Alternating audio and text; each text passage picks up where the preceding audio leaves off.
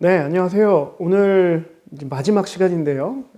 글쓰기에 대한 이야기를 한다고 하고 참 다양한 얘기를 여러 가지로 떠들었습니다. 근데 오늘 이 시간에는 여러분들이 이제 숙제도 두 번이나 하셨고, 그리고 이제 글을 쓰면서 어떤 변화가 있는지에 대한 말씀을 드리겠는데요. 지난 시간에는 글을 쓰는 것 때문에 여러분들한테 생기는 여러 가지 힘, 글쓰기의 힘에 대한 이야기를 마무리를 했었고요. 오늘은 좀 전반적으로 글을 읽으면 생기는 힘 플러스 그다음에 어떻게 이 글을 쓸 수 있는가에 대한 이야기들을 조금 더 나누려고 합니다. 제가 지난 시간에 말씀드렸던 스포츠와 스토리텔링이라고 하는 수업에 대해서 조금 더 설명을 드리면 이 수업은 어떻게 진행이 되냐면 실기를 배우고 실기 수업을 한 다음에 거기에 대한 글쓰기를 하는 방식으로 수업이 진행이 되는데요. 지난번에 말씀드렸던 경험을 한 다음에 그 경험에 대한 성찰을 덧붙여서 글쓰기를 통해서 내 걸로 만드는 그런 작업들을 하게 됩니다. 스토리텔링, 스포츠와 스토리텔링을 수업을 하면서 제가 이제 평소에 생각했던 내용들이 우리가 보통은 어떻게 하면 A에서 B로 가장 빨리 갈 수 있는가, 지름길을 찾아내는 방식을 연구하고 또 그렇게 가는 것을 장려하는데요.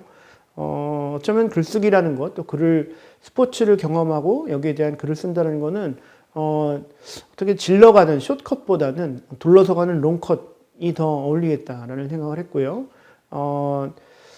왜냐하면 숏컷이라고 하는 것은 딴 거 다 군더더기 다 빼고 그냥 A에서 B로 가는 가장 빠른 직선 거리를 말하는 건데, 실은 스토리텔링이 좀 더 풍성해지고 여기에 대한 어떤 묘사나 이런 것들이 가려면 조금 더 다양한 루트가 필요한 거죠. 둘러가기도 하고 또 산도 올라갔다가 나무도 보고 꽃도 보고 뭐 이런 식으로 돌아가는 이런 방식의 여정이 스토리텔링에 더 어울리지 않나 이런 생각을 합니다. 여기 그 화면에 나오는 왼쪽 분은 한병철이라고 하는 독일에서 철학을 하시는 분이고요. 예전에 피로사회라고 하는 책을 써서 한국 사회에 굉장히 큰 반향을 일으켰던 분이시고요.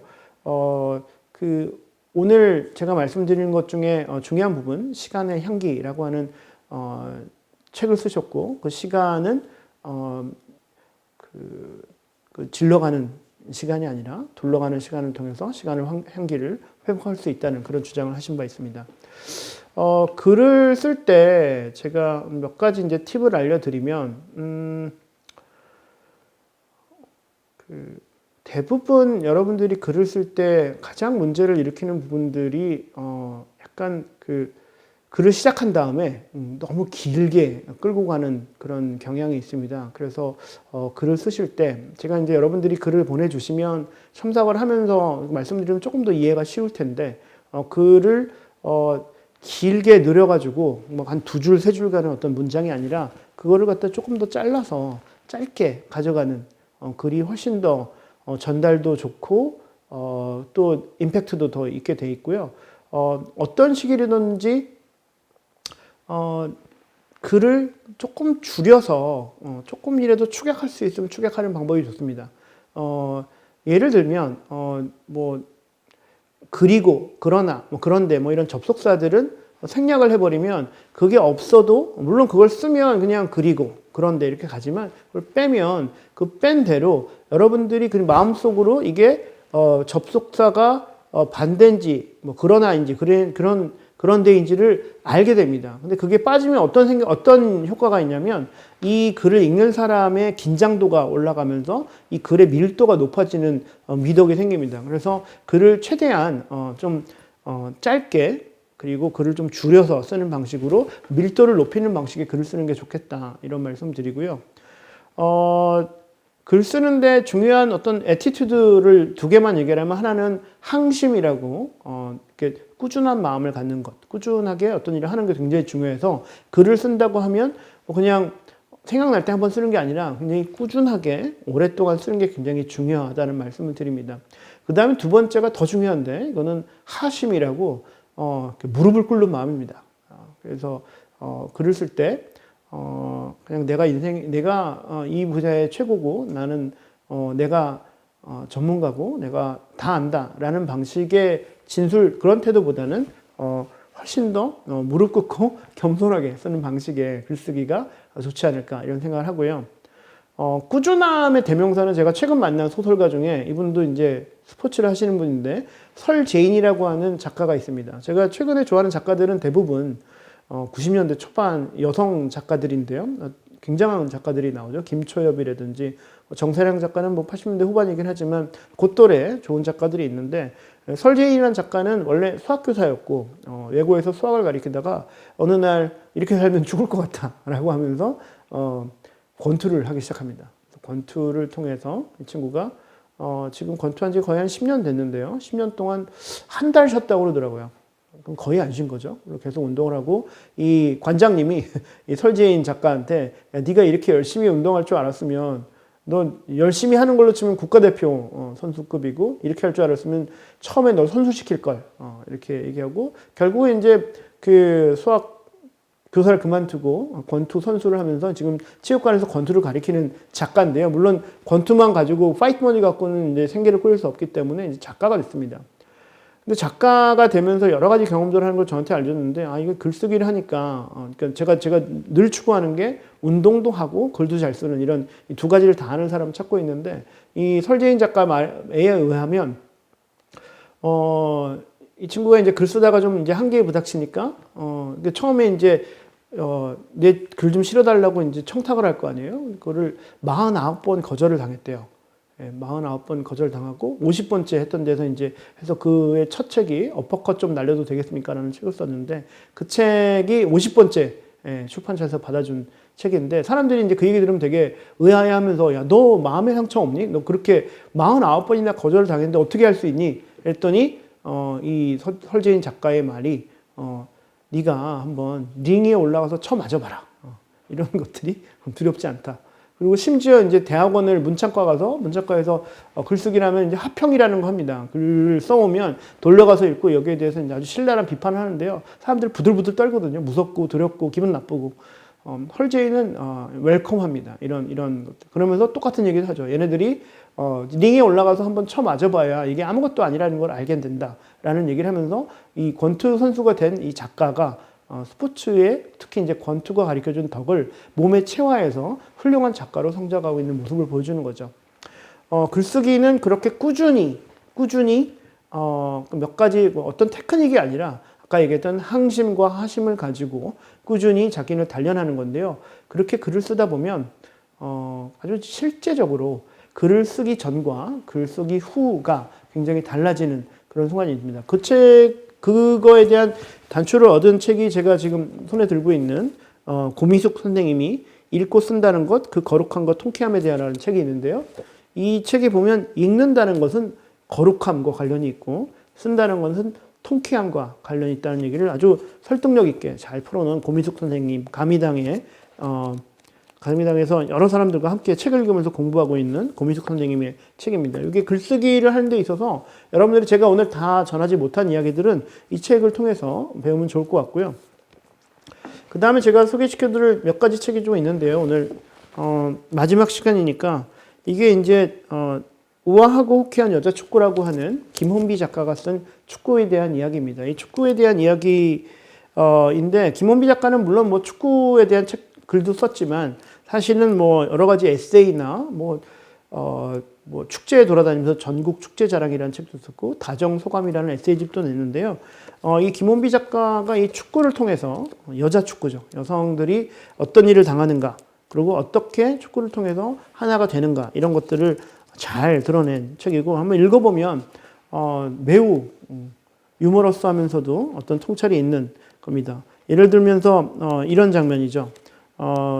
맨스플레인이라는 말이 있는데 레베카 솔릿이 처음으로 얘기했던 단어인데 남자들이 특히 이제 스포츠 장면에 있으면 여자들한테 뭔가 가리키려고 하는 맨 플러스 익스플레인을 합친 맨스플레인이라는 말이 있는데 이 축구장에서 여성들이 굉장히 많이 겪고 있는 근데 이 김원비가 속한 팀이 여자 축구 국가대표팀 선수가 출신이 4명이나 있는 아주 막강한 팀인데 시니어 아저씨들이 이제 약간 꼰대스럽게 야, 너 축구 내가 가르쳐 줄게 뭐 이런 식으로 다가오는 그 장면들이 있습니다. 여기 읽어보면 그런 부분들을 굉장히 후련하게 보여주는 장면이 있고요.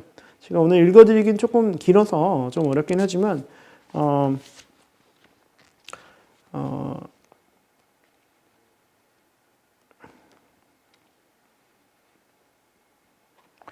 전반전을 1대0으로 진 아저씨가 와서 자기네들이 좀 여자라서 봐줬다 뭐 이런 얘기를 하면서 그 축구를 어떻게 하나 이렇게 가리키는 장면이 있는데 후반전에 3골을 더 넣어서 4대0으로 이기는 장면이 있는데요.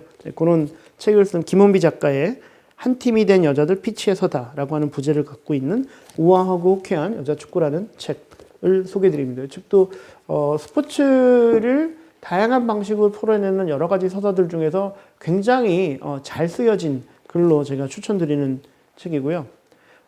제가 첫 시간에 시를 몇 편 읽어드렸는데 오늘 마지막 시간이니까 좀 아쉬워서 여수라고 하는 시집을 하는데 여기에 이제 효창구장이라는 시가 있습니다. 이 시를 잠깐 읽어드리고요. 이 시를 쓴 서효인이라고 하는 작가는 이 시인은 사회인 야구를 했던 그리고 책 중에 이게 다 야구 때문이다라고 하는 에세이집이 있는데 매우 야구에 대한 아름다운 시적인 책입니다. 그 책을 쓴 저자이기도 합니다. 이 시인의 아들이 축구를 하고 있나 봐요. 그래서 축구를 배우고 있는 그리고 축구를 하면서 우리 다 아다시피 축구 팀 스포츠 하면서 뭐 때론 맞기도 하고 또 여러 가지 반인권적인 그런 피해도 받기도 하는데 그것들을 바라보는 아버지의 시선을 잘 적어놓은 효창공원이라는 시가 있습니다. 잠깐 읽어드릴게요. 효창공원. 공원에는 독립운동가의 무덤 몇과 축구장이 있다. 넓고 평평한 쓸쓸함이 퍼진다. 축구 좀 차는 아들을 두었다. 아들 뒷바라지를 하느라 조기 축구도 그만두었다. 대통령배 축구대회 예선을 앞두고 같은 학교 후배인 감독을 일식집에서 만나 연신 고개를 조아리며 대접했다. 스시가 발등에 잘 얹힌 볼처럼 녀석 입에 쏙쏙 들어갔다. 윤봉길이나 안중근의 묘가 근처에 있지만 실제로 본 적은 없다. 아들이 벤치에 앉아 있다. 주전자를 들었다. 누구는 도시락을 던지고 누구는 권총을 갈겼지만 나는 할 수 있는 것이 없어 관중석 꼭대기에 앉았다. 볼을 예쁘게 차려고만 하는 아들 녀석. 다리를 절뚝거리는 아들 녀석. 어디선가 폭탄이 터진다. 누군가 총 맞는다. 엊그제 목욕탕에서 본 아들의 몸은 군데군데 멍이 있었다. 운동하는 아들을 두는 일에 대해 생각한다. 아들보다 어릴 때였다.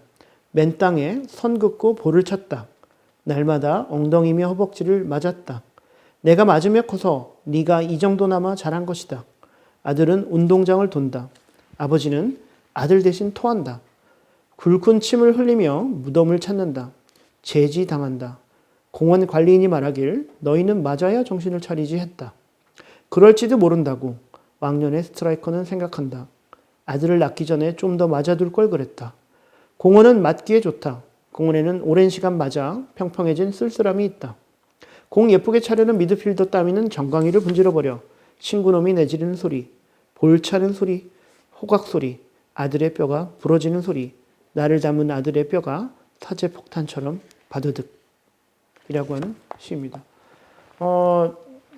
이 외에도 뭐 장충체육관이라는 시도 있고, 근데 제가 이 시를 특별히 여러분들한테 골라준 이유는 이 서현이라는 작가는 사회인 야구를 하면서 또 왕년의 스트라이커로서 축구도 했는데 자기 아들이 우리나라라고 하는 굉장히 독특한 엘리트 스포츠 시스템에서 자라나고 있는 자기 자식이 축구 선수로 좋아하는 이 축구를 더 계속하지 못하고 계속 이제 효창구장에서 맞으면서 주전자를 들고 있는 모습을 보면서 자기 스스로를 원망하는 자기 시인의 목소리를 들려주고 있습니다. 어쩐지 많이 이런 광경을 많이 보기도 했고 또 이런 광경들을 이제 기성세대로서 후배들한테 물려줘야 된다는 어떤 현실이 조금 안타깝기도 하고요. 이런 것들을 혼자 바꿀 수는 없겠죠. 여러분들과 함께 오늘 이 시간은 글쓰기니까 글을 쓰면서 여러분들이 이 세상을 바꿔가는 그런 힘들을 길렀으면 좋겠습니다. 3권 남았는데요. 한 권은 홍은전이라고 하는 작가가 쓴 전사들의 노래라고 하는 책이고요. 이분도 제가 한번 모셔가지고 강의를 한번 부탁드려봤는데 이 책은 장애인, 전장현이라고 부르고 있는 그 노들야학에서 13년 동안 활동가를 하다가 그만두고 작가가 된 홍은전 작가의 이 사람이 만난 그 수많은 장애인 그런 조직의 대표들에 대한 일종의 평전 형식입니다. 제가 이제 대학원에서 수업을 할 때 이 책을 학생들한테 읽히고 여기서 홍은전 작가가 한 것처럼 각자의 대표들을 인터뷰한 것처럼 내 인생에 가장 임팩트를 주는 선생님이나 지도자들을 인터뷰하고 여기에 대한 인터뷰 책을 쓰는 숙제를 내곤 하는데요. 이 책도 한번 읽어보시면 아마 우리 사회를 보고 있는 특히 이제 어떤 힘이 없는 사람들이 어떤 과정을 겪으면서 우리 사회를 살고 있는지에 대한 것들을 스포츠를 통해서 할 수 있고요. 제가 이제 이런 데 관심을 가지게 된 거는 최근에 이제 서강대에서 호호체육관이라고 하는 이름으로 청소노동 여성자들을 위한 여성 노동자들을 위한 배구 수업을 하고 있어요. 지금 한 1년째 하고 있는데요. 이분들이 청소노동한다는 게 물론 자기 일을 하려면 땅을 보면서 쓸고 닦는 이런 여사님들이 일주일에 한 번 모여서 배구를 하면서 배구를 통해서 어쩔 수 없이 하늘을 봐야 되는 이 스포츠를 통해서 삶이 땅을 보는 사람에서 하늘을 보는 사람으로 바뀌는 어떤 이런 변화들이 스포츠를 통해서 이룰 수 있다. 제가 이런 얘기들 드리는 것도 뭐 여러분들한테 뭘 바라는 게 아니라 이런 스토리들이 스포츠에 무궁무진하게 있고 이런 스토리를 스포츠와 연결된 이야기들을 풀어내고 이것들을 스포츠를 경험하지 못한 사람들한테 전해주는 것도 여러분들이 한 임무가 아닐까 이런 생각을 드립니다.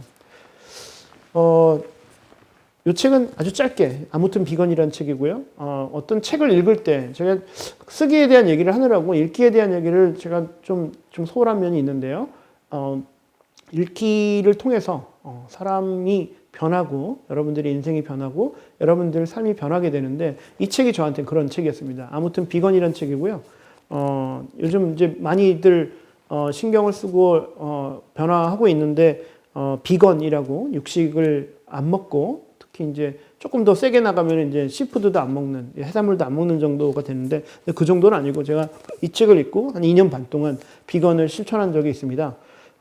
그걸 통해서 어떤 걸 느꼈냐면 지금은 물론 또 사정상 못하고 있는데 어떤 책을 읽는다는 게 그냥 이 활자가 내 눈앞에서 그냥 스쳐 지나가는 게 아니라 이 활자가 내 몸에 마치 이 활자를 내 몸에 집어넣고 소화시키는 것처럼 이거를 잘 내 걸로 만들면 여기에서 주장하고 있는 것들이 설득이 되고 이걸 통해서 내 인생을 어떤 비건을 지향하는 삶으로 바뀔 수 있는 일종의 어떤 삶을 변화하는 어떤 책의 예로서 아무튼 비건이라고 하는 책을 소개해 드립니다.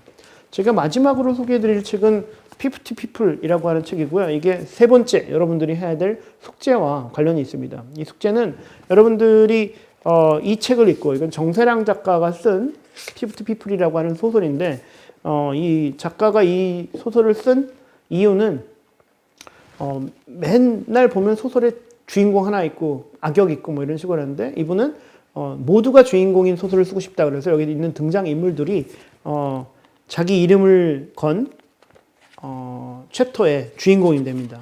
그래서 챕터 이름이 송수정, 이기윤, 권혜정, 조양선, 김성진, 최혜선 이런 식으로 진행이 되는데요.